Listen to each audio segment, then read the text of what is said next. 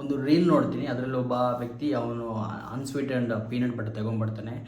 ಬಂದು ಚೆಕ್ ಮಾಡಿ ನೋಡಿದ್ರೆ ಅದರಲ್ಲಿ ಫುಲ್ ಮೇಲ್ಗಡೆ ಫುಲ್ ಆಯಿಲ್ ಇದೆ, ಆಯಿಲ್ ಹಾಕಿ ನಮಗೆ ಮೋಸ ಮಾಡಿದ್ರೆ ಹಾಗೆ ಹೀಗೆ ಅಂತೆಲ್ಲ ಅವ್ನು ಕ್ಲೇಮ್ ಮಾಡಿದ್ದಾರೆ. ಸೊ ಅದಕ್ಕೆ ನಾನು ಕೂಡ M B fit peanut butter ತೊಗೊಂಬಂದಿದ್ದೇನೆ.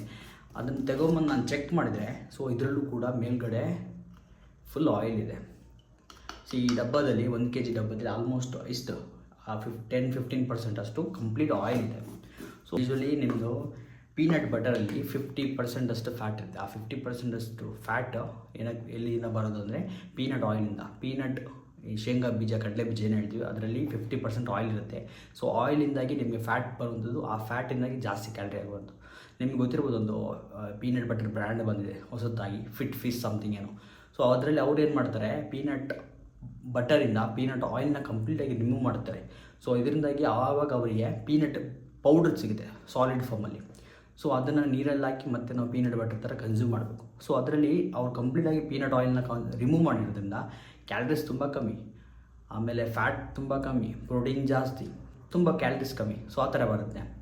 So ಈ ನಾರ್ಮಲಾಗಿ ಏನು ನಾವು ಸ್ವೀಟ್ ಇರುವಂಥ ಪೀನಟ್ ಬಟರ್ ತಗೊಳ್ತೀವಿ, ಸೊ ಅದರಲ್ಲಿ ಆಯಿಲ್ ಇರುತ್ತಲ್ಲ, ಸೊ ಅದಕ್ಕೆ ಬೆಲ್ಲ ಅಥವಾ ಸಕ್ಕರೆನ ಆ್ಯಡ್ ಮಾಡ್ತಾರೆ. ಸೊ ಅದು ಆವಾಗ ಏನಾಗುತ್ತೆ, ಬೆಲ್ಲ ಆಯಿಲ್ ಜೊತೆ ಮಿಕ್ಸಾಗಿ ಕ್ರೀಮಿ ಟೆಕ್ಸ್ಚರನ್ನು ಕೊಡುವಂಥದ್ದು.